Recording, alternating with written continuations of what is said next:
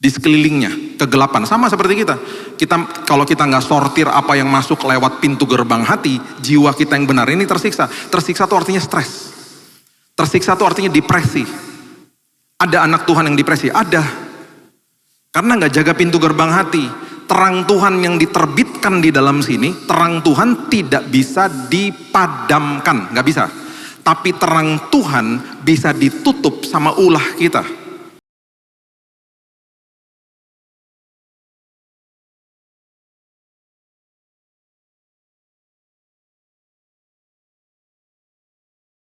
Kami semua dipuaskan sama Tuhan.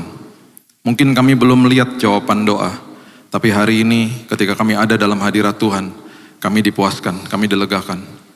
Kami menikmati penyertaan Tuhan selagi kami menunggu jawaban doa. Terima kasih Bapa yang baik, Roh Kudus yang ada di dalam kami menjelaskan, mewahyukan, menasihati kami. Dalam nama Yesus aku berdoa, kita semua katakan amin, amin. Silakan duduk, shalom. Saya mengucapkan dirgahayu TNI bagi semua yang masih menjabat, purnawirawan dan juga keluarga yang hadir. Kalau Bapak Ibu sering bepergian ke Jakarta atau ada tugas ke Jakarta, hindari Airport Halim 5 hari sampai di tanggal 5 Oktober setiap tahunnya. Karena pasti delay. Karena mereka latihan. Tadi sebelum kesini saya udah lihat ada live di Monas perayaannya dan sangat luar biasa. Kita doakan terus TNI Indonesia terus maju, terus berjaya dan terus dipimpin sama Tuhan. Banyak orang-orang percaya yang ada di dalamnya, Tuhan berikan mereka hikmat dan terus menjadi penopang bangsa ini dengan objektivitas yang luar biasa. Kita buka sama-sama 2 Korintus 10 ayat yang kelima. 2 Korintus pasal yang ke-10 ayat yang kelima. Saya berikan judul khotbah saya menawan pikiran, karena di dalam kehidupan ini banyak isme-isme, banyak pengajaran yang salah, kubu-kubu yang dibangun sama manusia yang menolak pengenalan akan Allah. Itu sebabnya 2 Korintus 10 ayat 5 mengatakan, kami mematahkan setiap siasat orang dan merubuhkan setiap kubu yang dibangun oleh keangkuhan manusia untuk menentang pengenalan akan Allah. Kami menawan segala pikiran dan menaklukkannya kepada Kristus. Bapak Ibu, ini udah dari dulu seperti ini dan makin kesini makin parah. Saya udah pernah jelaskan berkali-kali, sebuah bangsa yang didirikan di atas firman Tuhan bisa runtuh moralnya karena sebuah kebohongan iblis. Negara Amerika itu didirikan di atas firman Tuhan sebenarnya. Di deklarasi independen undang-undang dasar mereka di tahun 1776 itu banyak firman Tuhan yang terkandung di dalamnya. Tetapi dengan berjalannya waktu, yang tadinya presiden mengundang hamba Tuhan ke White House untuk berdoa setiap hari Sabtu pagi ada breakfast meeting. Ini mulai perlahan-lahan mulai terjadi deviasi dan distorsi. Yang terjadi adalah mereka mulai mengizinkan dosa masuk ke dalam kehidupan masyarakat mereka. Kalau bisa dinarasikan secara kasar ya, secara kasar. Itu mereka datang ke Kongres atau ke DPR-nya, mereka bilang begini, saya mau berbuat dosa, tolong validasi. Saya mau berbuat dosa, tolong iakan. Dikemas dalam sebuah bentuk bahasa yang sangat-sangat penuh dengan manipulasi. Mereka katakan kami atas hak asasi manusia dan kami punya hak penuh sama tubuh kami, tolong legalkan aborsi. Itu yang pertama, aborsi dilegalkan. Saya pernah jelaskan juga di sini, Yesus adalah jalan, kebenaran dan hidup. Dibalik sama iblis, jadi hidup sesuai sama keinginan saya, minta dibenarkan, kemudian baru cari jalannya. Itu dibalik. Dan itu yang akhirnya meruntuhkan sebuah negara yang tadinya didirikan di atas kebenaran firman. Gara-gara itu kemudian kelompok LGBT masuk dan kemudian mereka juga minta dilegalkan perkawinan sesama jenis dan sampai hari ini bahkan negara itu menjadi preseden bagi negara yang lain untuk melegalkan hal yang serupa. Kalau sampai kebohongan iblis bisa meruntuhkan sebuah negara secara moral, dan kemarin kita lihat sendiri penembakan Charlie Kirk di tengah hari bolong Dan itu salah satu daripada puncaknya. Gak berapa lama setelah itu ada seorang pendeta dibunuh sama anak 20 tahun di rumahnya di daerah San Diego. Terjadilah aniaya seperti begitu karena yang sangat uniknya sebenarnya, kenapa Yesus yang selalu diserang? Kenapa selalu pemberitaan salib, Alkitab sudah katakan pemberitaan salib itu menjadi kebodohan bagi mereka. Karena ada iblis di balik itu semuanya. Iblis tahu siapa yang menjadi ancaman bagi dia. Makanya kekristenan dianiaya di mana-mana. Kita sudah lihat newsnya di Nigeria terjadi pembunuhan orang Kristen yang jumlahnya sudah ribuan. 7.000 dalam beberapa kurun waktu terakhir ini. Dan kalau di total sampai dari tahun 2008 kalau nggak salah sudah 50.000 terjadi pembunuhan dengan sengaja atas orang-orang Kristen di sana. Dan ini terjadi di mana-mana. Di Indonesia kita alami hal yang serupa, banyak rumah-rumah ibadah yang ditutuplah dan lain sebagainya. Pemberitaan salib jadi kebodohan. Kalau kita tidak hati-hati, kita sebagai orang percaya ini kan punya pengharapan dalam hidup ini. Kalau kita tidak hati-hati, hal-hal seperti ini pelan-pelan menyusup dalam hidupnya manusia, dalam hidup kita terutama, dan lambat laun pengharapan mulai hilang. Apa sih esensi daripada pengharapan? Pengharapan itu bukan sebuah tombol yang bisa dipencet on sama off. Oh, saya lagi ada masalah, saya pencet tombol on-nya. Nggak bisa. Pengharapan itu adalah buah daripada ketekunan. Coba baca Roma pasal yang kelima. Roma pasal yang kelima, ayatnya yang ketiga. Coba lihat. Ayat yang ketiga sampai ayat yang keempat mengatakan begini. Dan bukan hanya itu saja, kita malah bermegah juga dalam kesengsaraan kita. Paulus katakan saya bermegah di dalam kesengsaraan. Kesengsaraan faktor eksternal, kita nggak pernah tahu kapan datangnya. Yang namanya kesengsaraan itu berarti pergumulan hidup, ujian dan lain sebagainya. Kemudian dikatakan begini, dikatakan dengan jelas dikatakan begini. Karena kita tahu bahwa kesengsaraan itu menimbulkan, kalau saya bisa tambahkan, kesempatan untuk tekun. Oke, tekun. Kemudian ayat 4 mengatakan ketekunan menimbulkan, ini jadi kayak domino efek gitu ya. Ketekunan menimbulkan tahan uji. Bahasa Inggrisnya tahan uji itu karakter. Karakter yang tahan uji. Kemudian dikatakan tahan uji menimbulkan pengharapan. Ada 4 elemen di sini. Pergumulan hidup atau dikatakan kesengsaraan, pergumulan hidup, tekun, tahan uji, pengharapan. Perhatikan dari 4 elemen ini, satu-satunya yang bisa kita kontrol hanya tekun. Hanya tekun. Tekun membaca firman, tekun memberi makan roh sama jiwa saya firman Tuhan. Saya nggak anggap enteng firman Tuhan. Dan seperti tadi ayat yang kita baca, aku menawan pikiranku kepada kebenaran firman. Tawan sama tahan itu beda. Tahanan sama tawanan beda. Tahanan itu nilainya lebih rendah daripada tawanan. Tahanan itu mungkin orangnya salah, dia ditahan. Tawanan itu belum tentu dia salah. Makanya namanya tawanan perang. Kenapa? Karena di balik sosok tawanan itu ada nilai yang luar biasa. Makanya selalu diminta tebusan bagi orang-orang tawanan. Itu sebabnya ketika Paulus katakan tawan pikiranmu, berarti pikiranmu itu sangat bernilai. Karena dari pikiranmu itu yang membentuk tindakanmu dan juga perkataanmu, dan akhirnya membentuk pola pengharapanmu kepada Tuhan. Nah itu penting sekali, makanya dia katakan taklukkan, tawan pikiranmu kepada kebenaran firman.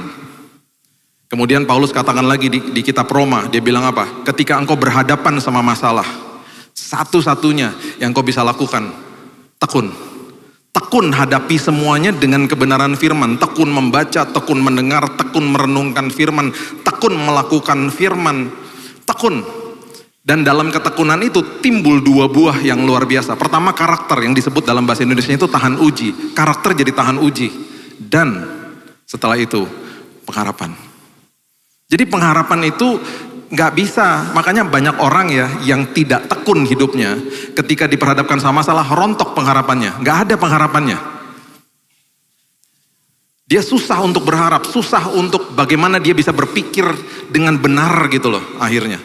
Ya, itu sebabnya jangan anggap enteng yang namanya ketekunan. Coba lihat lagi di Efesus 1 ayat 17 sampai 19, ada sebuah pewahyuan juga yang Paulus berikan di sini. Dia terus kasih tahu rumusan tentang pengharapan itu di dalam kehidupan ini. Dia kasih tahu di Efesus 1 ayat 17, dan meminta kepada Allah Tuhan kita Yesus Kristus yaitu Bapa yang mulia itu, supaya ia memberikan kepadamu roh hikmat dan wahyu untuk mengenal dia dengan benar. Kita nggak akan bisa melakukan ini kalau kita tidak merenungkan dan kita tidak mau membiarkan firman menguasai kita. Makanya di 1 Korintus 2 ayat 14 dikatakan firman itu jadi kebodohan bagi banyak orang. Karena firman mengandung paradoks. Paradoks artinya di dalam sebuah pengertian firman itu bertentangan dengan logika manusia, namun mengandung kebenaran yang hakiki di dalamnya. Itu paradoks. Firman Tuhan mengandung paradoks dan penuh dengan paradoks, makanya bertentangan sama logika manusia. Makanya 1 Korintus 2 ayat 14 mengatakan firman itu jadi kebodohan bagi banyak orang. Karena bertentangan dengan logika. Contoh sederhana, kalau kamu mau jadi pemimpin, jadilah hamba. Indikasi keberhasilan di dalam sebuah kepemimpinan di dalam dunia adalah berapa banyak orang yang melayani saya. Orang keluar dari mobil diangkatin tasnya, oh senang. Saya nggak katakan itu salah ya. Cuman ya begitulah dunia seperti itu. Indikasi keberhasilan seorang pemimpin di dalam kerajaan sorga adalah berapa banyak orang yang dia layani. Kalau kamu mau ditinggikan, rendahkan dirimu. Paradoks semuanya, bertentangan dengan logika manusia. Di dalam kelemahanmu, kuasanya dinyatakan. Di dalam kemiskinanmu, jadilah dampak bagi orang lain. Janda di Sarfat, gak punya apa-apa, cuman punya adonan. Dia bilang ini satu adonan ini bagi saya dan anak saya. Kalau kami makan setelah ini kami mati. Elia bilang apa? Berikan kepada saya. Multiplikasi terjadi. Bertentangan dengan logika manusia. Mendahului dalam memberi hormat. Berarti ketika saya ketemu sama orang yang melukai hati saya harus sapa dia duluan. Bertentangan dengan logika manusia. Kita sapa dengan resiko dibuangin muka. Dia buang muka. Abis dia buang muka, kita ngadu sama teman kita. Aku sedih deh. Tadi baru aku sapa orang yang melukai hatiku. Terus dia bilang, teman kita bilang apa? Kamu bodoh sih. Kamu tuh gak ada harga diri, tahu nggak? Ngapain sih kamu lakukan itu? Kebodohan toh. Paradoks. Nah gimana kita mau melakukan itu? Gimana akhirnya nanti kalau ada masalah kita mau punya pengharapan, kalau kitanya nggak nabur ketekunan di dalamnya. Paulus sudah kasih loh rumusannya. Makanya ada istilah logos dan gnosis. Logos adalah firman yang menjelma jadi manusia, Kristus Yesus. Gnosis itu adalah tugas Roh Kudus yang menerangkan firman ketika kita baca. Itu bahasa aslinya. Jadi tugas kita baca, renungkan, ya kemudian tanya sama Roh Kudus yang diam di sini yang nggak pernah tinggalin kita. Kemudian timbul logos menjadi gnosis. Logos firman jadi manusia, timbul sebuah pengertian akhirnya. Itu bahasa aslinya.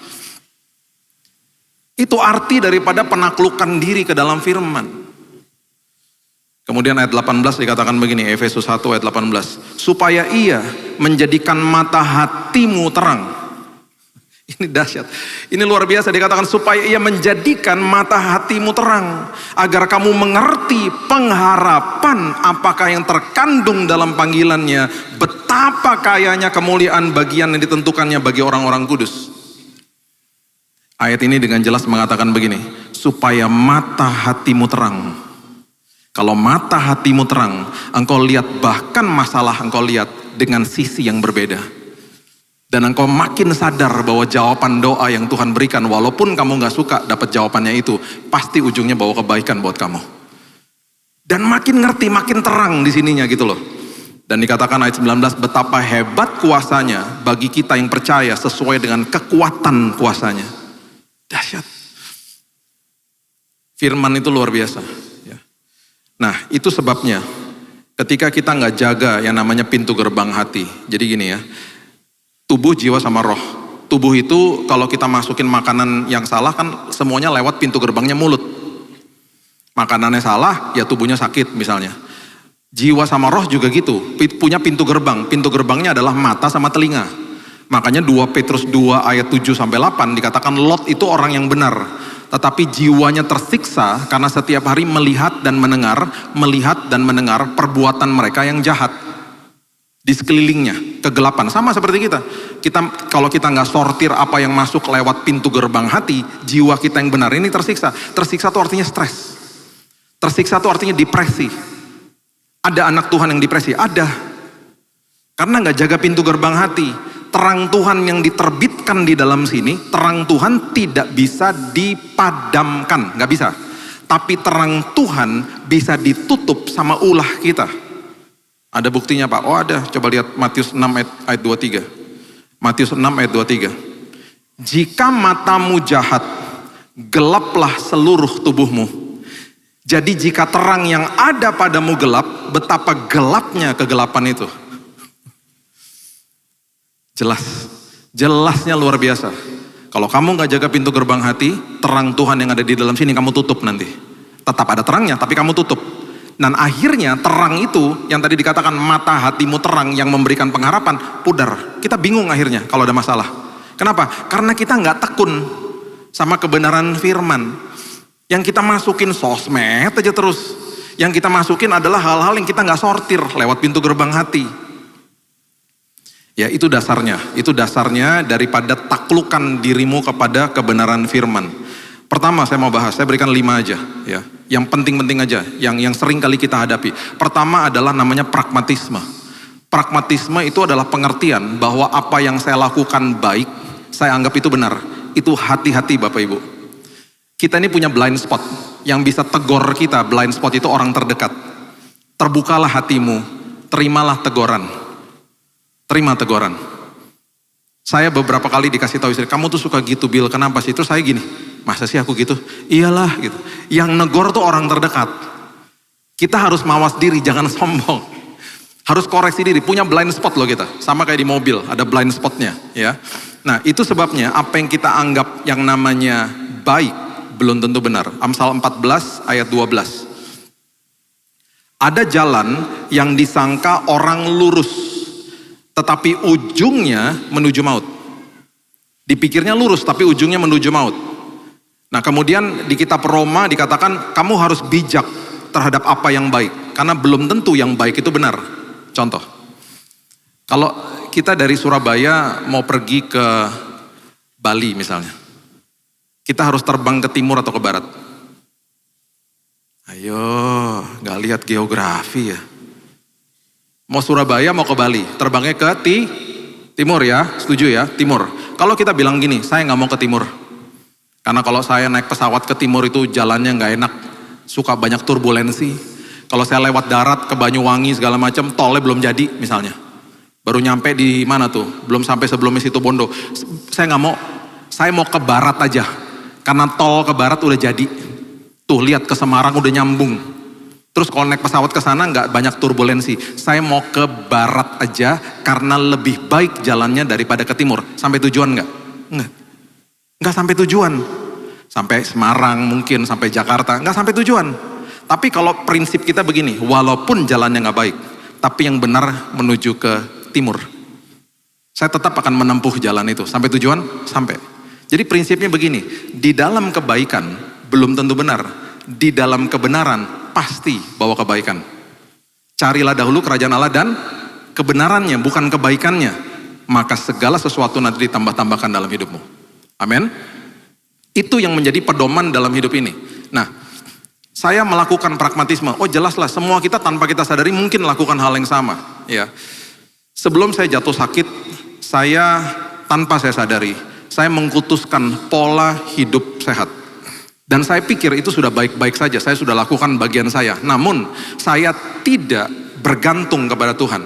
Tanpa saya sadari terjadi kesombongan di dalam sini yang namanya percaya diri. Jadi waktu saya jatuh sakit kena cancer itu kadar fat di dalam tubuh saya itu cuma 9% sebenarnya. Nah saya pola hidup sehat itu udah puluhan tahun lah. Makan sehat, olahraga, dan bahkan saya berpikir saya sudah lakukan yang baik. Karena saya suka ngetrain orang gratis lagi. Jangan minta ditrain sama saya sekarang, saya udah gak ada waktu. Dulu. Saya kalau train orang, saya train teman-teman dari kepolisian gitu ya. Kalau datang free, saya bilang ngapain kamu bayar-bayar mahal-mahal, udah sama saya aja. Terus saya senang ketika ada yang berhasil, ada 2 anak datang kepada saya. Yang satu gemuk, yang satunya kurus. Yang gemuk ingin kurus supaya bisa masuk sekolah penerbangan. Dia bilang, Kak saya harus lose 20 kilos, 20 kilo. Yang kurus bilang gini, saya ingin ikut kompetisi Kak. Gimana supaya saya jadi tebelan badannya gitu. Benar, kamu mau ikutan. Prosesnya gak mudah loh, saya bilang gitu. Karena banyak orang datang kepada saya, gugur di tengah jalan. Terus saya mulai kasih tahu sama mereka, oke, dari 100% kontribusi makanan itu 70%. 30% yang kita latihan sama-sama. Saya pertama meragukan lah. Akhirnya mereka datang terus, 1,5 tahun mereka sama saya.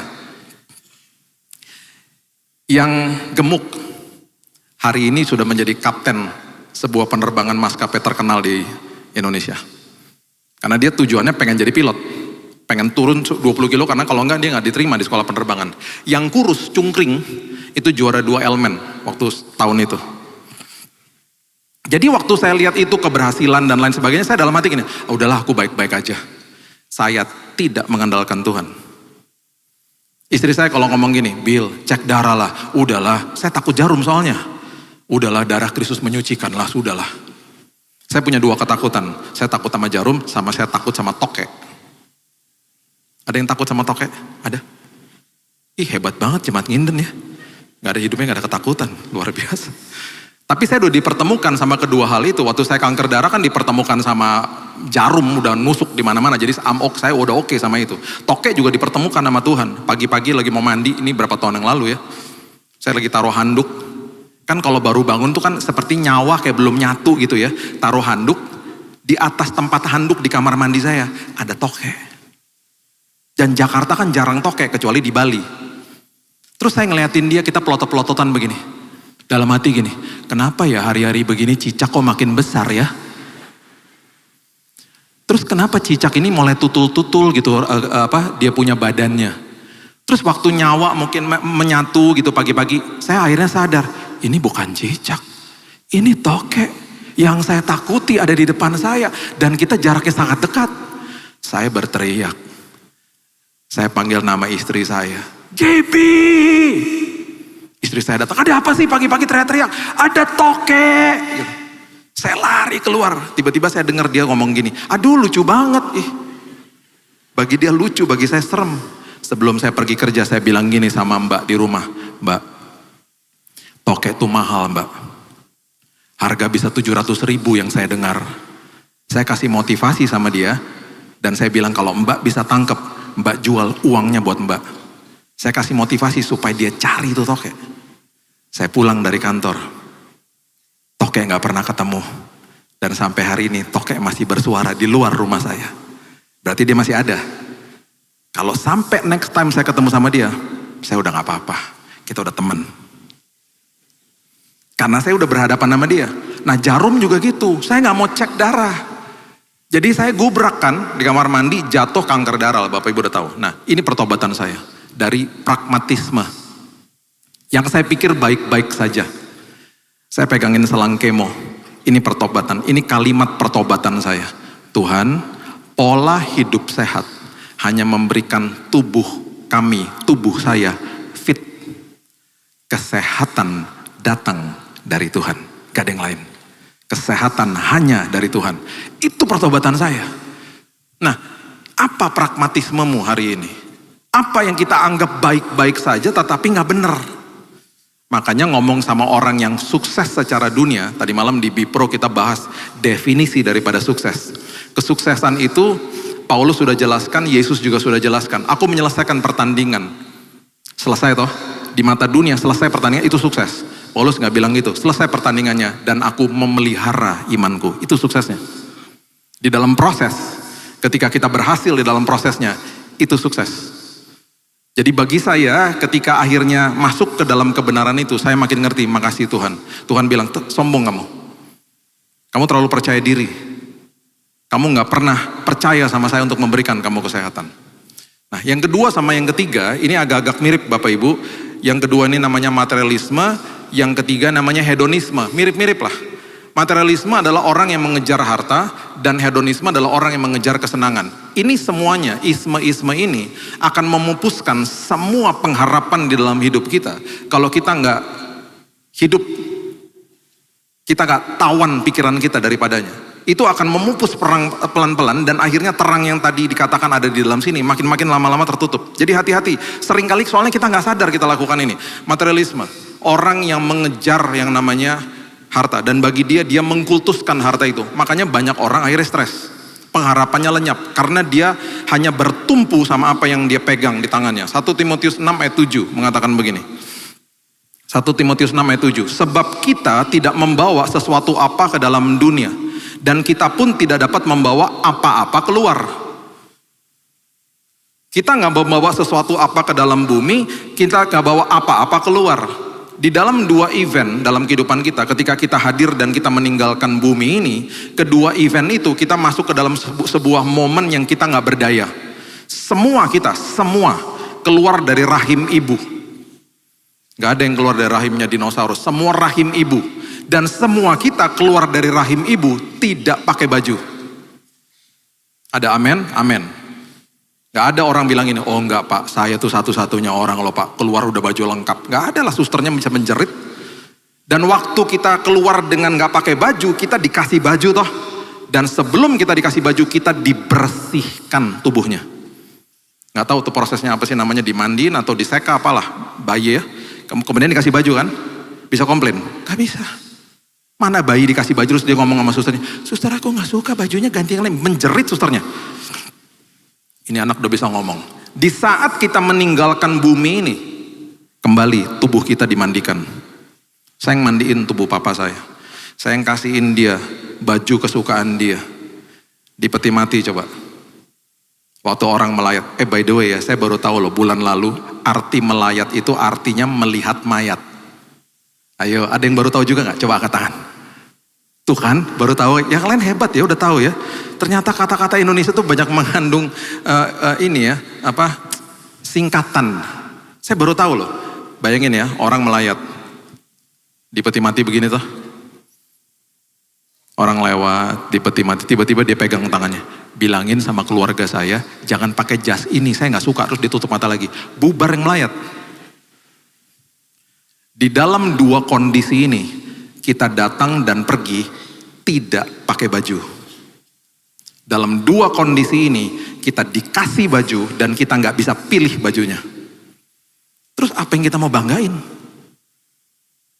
Saya sedih, istri saya pulang dari sebuah pemakaman, dia bilang gini, aku sedih deh ngeliatin pemakaman tadi. Kenapa? Itu tasnya si ibunya itu ditaruh di peti mati semuanya. Padahal tas mahal-mahal, jual aja, ngapain taruh di situ? Itu kalau ada maling yang tahu dibongkar makamnya besok. Ngapain coba?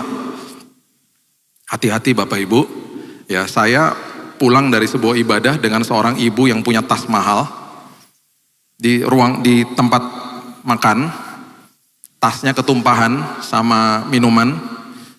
Caranya dia ngomong sama waiternya tuh begini, dengan marah-marah. Kamu tahu nggak nih harganya berapa? Saya dalam hati gini, mana dia tahu tante. Sedih saya. Karena bagi saya, jiwanya waiter itu lebih penting daripada tas kamu. Itu kesempatan kamu menunjukkan belas kasihan. Itu adalah sebuah momen di mana Tuhan menguji hidupmu. Bagi kamu, bagi saya lihat itu ya, bagi saya, kamu di gereja munafik lah, shalom semuanya. Kamu keluar, kamu pikir ibadah udah selesai, ibadah jalan terus. Itu justru kamu punya kesempatan praktekkan ibadahmu yang sejati. Berikan pengampunan sama dia, udahlah nggak apa-apa. Barang fana, kesel nggak masalah, kecewa nggak masalah, jaga mulutmu. Itu barang nggak akan kamu bawa selama-lamanya kok. Hati-hati, uji dirimu. Kalau nggak gelap loh, hatinya gelap, pengharapannya lenyap nanti. Susah akhirnya kitanya. Ya, saya punya 400 pesawat, mainan jangan kaget. Saya kan suka pesawat, saya punya diecast segini-segini. Saya kumpulin dari dulu. Waktu saya sakit, ingat nggak? Ya enggak lah. Selesai sakit, saya masuk ke kamar, saya ngeliatin tuh lemari, udah nggak ada artinya. Saya hari ini proses jual semuanya, nggak mau saya. Jadi saya mengaji diri. By the way ya, Alkitab nggak pernah ngajarin bahwa Bapak Ibu nggak boleh punya materi. Mau punya materi, mau punya hobi nggak apa-apa. Tapi jangan sampai hatinya di situ. Pengharapannya hilang nanti sama yang lain. Nih, coba lihat. Lukas pasal yang ke-12 ayat 15. Lukas 12 ayat 15. Kata Yesus lagi kepada mereka, berjaga-jagalah dan waspadalah terhadap segala ketamakan. Sebab walaupun seorang berlimpah-limpah hartanya, hidupnya tidaklah tergantung daripada kekayaannya itu. Orang akhirnya taruh pengharapan di situ. Harta, jabatan, status, ketenaran, uang. Gak bisa lah. Hedonisme. Ya, hedonisme. Saya gak pernah lupa quote-nya daripada Jim Carrey. Bapak Ibu kalau tahu aktor Hollywood namanya Jim Carrey. Dia ngomong gini, dia bilang gini. Saya baru baca quote-nya dia. Keren banget quote-nya. Dia bilang gini. Saya berharap orang bisa punya uang sebanyak saya. Karena dia kaya raya. Saya berharap seluruh manusia di bumi ini bisa dapat uang sebanyak saya. Karena disitulah mereka akan sadar bahwa uang tidak pernah memberikan kepuasan. Itu quote-nya dia. Dan saya mengamenkan itu. Hedonisme, pengejaran akan kesenangan. 1 Timotius 6 ayat 5 sampai 6. 1 Timotius 6 ayat 5 sampai 6 mengatakan begini. Percecokan antara orang-orang yang tidak lagi berpikiran sehat dan yang kehilangan kebenaran, oke? Kehilangan kebenaran. Kenapa kehilangan kebenaran? Yang mengira ibadah itu adalah sumber keuntungan. Wah, ini dia. Dia mengira ibadah sumber keuntungan. Makanya saya paling anti sama yang namanya Injil kemakmuran. Gak ada lah Injil kemakmuran. Kalau nanti begini ntar Tuhan akan kasih begini Tuhan enggak. Saya paling gak setuju gitu-gituan. Akhirnya orang datang ke ibadah mencari keuntungan. Terus dikatakan begini ayat yang ke-6. Memang ibadah itu kalau disertai rasa cukup, itu memberikan keuntungan yang besar. Firman Tuhan ya, udah kasih kunci loh sama kita. Kalau kita gak lakukan, gimana kita mau berharap gitu loh. Gimana kalau ada masalah kita mau berharap yang benar tuh gimana.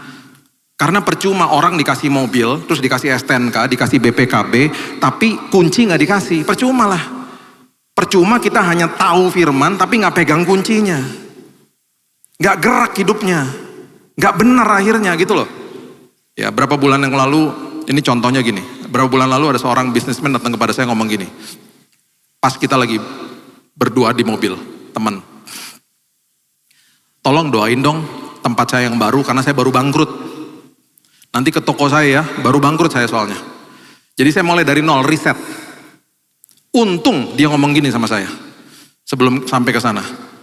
Pak, nanti kalau habis Bapak doakan, berarti bisnis saya bisa kayak dulu lagi ya Pak. Hah? Waktu dia ngomong gitu saya bilang ini, tunggu. Saya tidak akan berdoa sampai Bapak ngerti.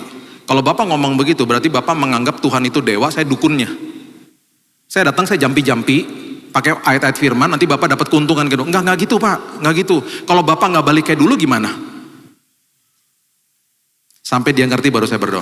Gini, saya punya teman-temannya saya. Baru beli tempat tidur 250 juta. Sekali lagi ya, mau punya barang mahal is okay. Asal didapati dengan benar. Udah, tapi jangan dikultuskan. Terserah, semua orang punya hak masing-masing kok. Alkitab nggak pernah katakan nggak boleh punya barang mahal. Nggak masalah. Oke, sekarang gini. Punya tempat tidur 250 juta. Tidurnya cuma 2 jam. Karena stres. Teman saya bilang gini, Bill, aku tinggal di kos-kosan, tempat tidurku kayak papan, Bill. Tapi aku tidur 8 jam. Yang kaya yang mana? Yang di kos-kosan. Yang di kos-kosan. Saya punya teman lagi. Ya, tanggal 25 habis gajinya. Habis. Dia pertama kali datang ke saya nggak ngerti. Dia bilang gini, dia nangis. Bill, gajiku habis, Bill. Hah? Terus gimana? Kamu minta uang? Aku gak minta uang, jangan salah dulu. Aku lagi mau kasih kesaksian karena tiap bulan Tuhan dahsyat, Bill. Terus gimana? Kamu tahu gak setelah tanggal 25 sampai awal bulan depan itu aku makan paling enak di situ. Kok bisa? Nah itu dia, aku nangis karena aku lagi nagih. Nanti penyertaan Tuhan apalagi nih bulan ini. Karena tanggal 25 ketika gaji habis ada aja orang yang ngajakin aku makan. Ada aja orang yang kirim makanan. Ada aja orang yang suruh aku jadi WL. Padahal aku kan gak bisa nyanyi, Bill. Terus aku dapat PK. Jadi dari tanggal 25 sampai awal bulan depan itu aku makan paling enak, Bill. Kalau sampai aku minta uang sama kamu, berarti aku cuma berharap sama manusia. Aku gak mau. Justru aku nagih penyertaan Tuhan yang luar biasa. Saya terpesona lihat kesaksian itu. Gak lama setelah dia ngomong itu, ada teman juga yang punya apartemen di mana-mana, punya rumah di mana-mana. Dua-duanya ke gereja loh ini. Yang punya apartemen sama punya rumah di mana-mana, orang kaya loncat dari apartemennya bunuh diri. Yang kaya yang mana? Yang di kos-kosan, yang gajinya habis tanggal 25. Kesenangan gak ada, gak bisa didapatkan di luar Yesus, gak bisa.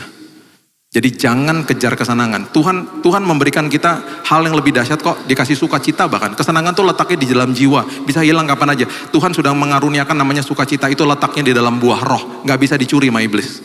Kita udah pernah bahas hal itu. Buka lagi nanti khotbahnya.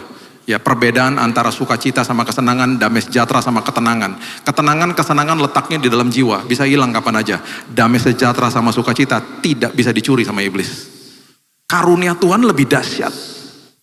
Jadi ayo kita sadarkan diri kita supaya pengharapan kita makin luar biasa di dalam Dia. Ingat ada ritme kasih karunia. Nanti satu hari kita bahas tentang firman itu. Kuk yang kupasang turingan, itu ritmenya kasih karunia. Tuhan bilang gini, udah jalan sama saya aja. Kalau kuk dipasang di lembu itu, dia ada di lembunya ada di depannya petani. Terus sama petaninya digeser ke sini, digeser, dipaksa ke kiri, dipaksa ke kanan. Kuk yang kupasang turingan, artinya Tuhan lagi gandeng kita. Kita nggak jalan di depannya, bahkan Dia di depan kita dan sambil gandeng kita ke mahadiran Tuhan. Kuk yang kupasang ringan, itu ritme kasih karunia. Jadi hatimu tuh jangan deg-degan, jalan sama saya, udah tenangin dirimu. Ritme kasih karunia, dahsyat. Nanti satu hari ya kita bahas itu lebih dalam lagi. Oke, yang keempat. Yohanes 17 ayat 17. Yang keempat ini namanya relativisme. Ini bahaya. Relativisme itu begini. Dilakukan rame-rame, dianggap benar. Relativisme itu begini. Kebenaran bagi kamu belum tentu benar bagi saya. Karena relatif. Dan itu nilai dunia. Nah, kebenaran yang hakiki, firman Tuhan katakan di Yohanes 17 ayat 17. Kuduskanlah mereka dalam kebenaran. Firman-Mu adalah kebenaran, gak ada yang lain. Gak ada yang lain. Jadi ketika dilakukan rame-rame, jangan dianggap kebenaran, menyusup ke dalam gereja, jelaslah, makanya banyak orang stres. Salah satunya di dalam doa-doa kita tanpa kita sadari, kita nangis-nangis kepada Tuhan, misalnya ngomong begini, Tuhan layakan kami memulai ibadah kami, kita udah dilayakan. Doanya jangan gitu, Tuhan terima kasih bahwa kami sudah dilayakan karena karyamu sudah selesai di kayu salib. Kemudian doa syafaat misalnya, Tuhan jangan tinggalkan kami Tuhan. Tuhan gak pernah tinggalin kita. Harusnya kita ngomongnya apa? Tuhan terima kasih bahwa Roh Kudus yang kau tempatkan di dalam aku adalah meterai keselamatan. Yang tidak pernah sepersekian detik pun ninggalin aku. Terus saya tanya sama teman-teman yang ngelakuin itu kalau doa-doa gitu. Mereka bilang, kan udah semua orang juga doanya begitu. Dilakukan rame-rame dianggap benar. Tuhan jadikan kami segambar dan serupa sepertimu. Tuhan bilang apa? Udah. Kejadian 1 ayat 26 udah. Gambar dan rupa Tuhan itu gak pernah tinggalin kita. Ditutup sama sampah dunia. Makanya ada proses. Proses itu untuk ngedetox sampah dunia. Supaya gambar dan rupa Tuhan yang ada di dalam sini terpancar keluar. Itu pengertiannya. Tuhan kami mau hidup taat supaya kami kudus. Kebalik. Tuhan kami mau hidup taat karena kami sudah dikuduskan oleh karya Yesus di kayu salib. Hati-hati, menyusupnya pelan-pelan, iblis itu sabar loh. Akhirnya kita kehilangan harapan. Karena kita doanya begitu. Kita gak fokus kepada salib Kristus, kita fokus kepada upaya-upaya kita akhirnya. Ya, yang terakhir namanya sekularisme. Sekularisme itu artinya memilah-milah Tuhan. Ya, ayat terakhir di Roma pasal yang pertama, ayat 28 mengatakan begini. Roma pasal yang pertama, ayat 28. Karena mereka tidak merasa perlu untuk mengakui Allah, maka Allah menyerahkan mereka kepada pikiran-pikiran yang terkutuk sehingga mereka melakukan apa yang tidak pantas. Jangan pernah katakan begini, hari Minggu adalah hari kudus Pak, hari Senin sampai hari Jumat adalah hari kerja. Bukan, hari Minggu hari kudus di gedung gereja. Hari Senin sampai hari Jumat hari kudus di tempat pekerjaan saya. Karena setiap hari adalah hari kudus. Tanpa disadari manusia akhirnya mengatakan begini, timbul frasa-frasa begini, Tuhan adalah bagian dari hidup saya. Bukan, Tuhan adalah segala-galanya dalam hidup saya. Jadi ketika nanti doa berkat disampaikan, ibadah jalan terus. Karena saudara dan saya adalah gerejanya, eklesia, the assembly of the believers. Orang-orang percaya yang dipanggil keluar, menjadi berkat dimanapun kita berada. Jadi ibadah jalan terus. Kalau enggak bahaya. Saya pernah naik sebuah mobil yang dimiliki sama diakones gereja, cuman berdua nama supirnya, baru jalan sebentar, tiba-tiba supirnya bilang gini sama saya setengah nangis, Pak ada kerjaan gak buat saya? Saya bilang, loh Mas mobilnya bagus kan, gajinya pasti bagus. Dia bilang, saya gak tahan Pak, setiap hari saya dianjing-anjingin. Belok kiri salah anjing, belok kanan salah anjing, sampai saya mimpi anjing Pak. Sama siapa mas? Sama ibu yang tadi. Saya bilang gini, mas, itu ibu hospitality gereja loh. Saya udah kenal dia bertahun-tahun loh mas. Itu ibu kan baik banget. Tahu dia bilang apa? Kalau hari Minggu dia baik pak. Kalau Senin sampai Sabtu gak karu-karuan pak.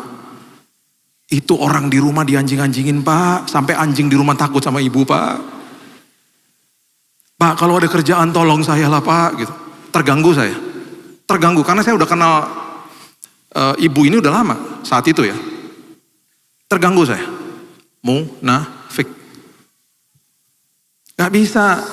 Apa yang kita lakukan di sini ibadah jalan terus di sana dengan format yang berbeda-beda sesuai fungsi.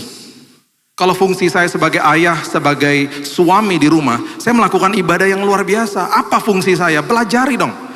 Ketika saya masuk ke dalam tempat usaha saya, tempat itu berubah jadi tempat ibadah. Saya tidak akan curi waktu, saya akan berikan yang terbaik karena saya kerja buat kerajaan surga. Tapi saya nggak suka pak ada di situ. Tuhan tempatkan kamu di musim itu di sana. Mengucap syukur aja karena promosi datang daripada Tuhan. Justru ketika kamu memberikan yang terbaik, yang ngelihat kerajaan surga, kamu sedang berkilau di tengah-tengah sampah misalnya. Udah pasti kamu menarik perhatian. Nanti kamu dipindahkan ke tempat yang layak. Promosi datang daripada Tuhan, bukan dari manusia. Itu sebabnya sebagai penutup, saya rindu bagi semua kita, kalau ditanya begini, pelayanannya di mana? Katakan apa yang kau lakukan full time, itu pelayananmu. Pelayanannya apa? Saya teller bank pak. Pelayanan kamu apa? Saya pilot pak. Pelayanan kamu apa? Saya lawyer pak, saya dokter pak, saya arsitek pak, saya OB pak. Karena apapun yang kita lakukan buat kerajaan sorga. Kita sama sekali tidak pilah-pilah Tuhan. Gak ada sekularisme. Semua hidup saya integritinya satu, wholeness. Itu arti daripada kekudusan. Di depan, di belakang sama. Keluar dari pintu gereja, ibadah jalan terus. Karena Tuhan adalah segala-galanya dalam hidup saya. Apapun yang saya lakukan, tindakan perkataan saya, semuanya untuk memuliakan nama Tuhan. Karena saya adalah duta besar kerajaan sorga. Untuk kepentingan kerajaan sorga, itu yang saya lakukan. Yes, berikan tepuk tangan kita untuk Tuhan kita.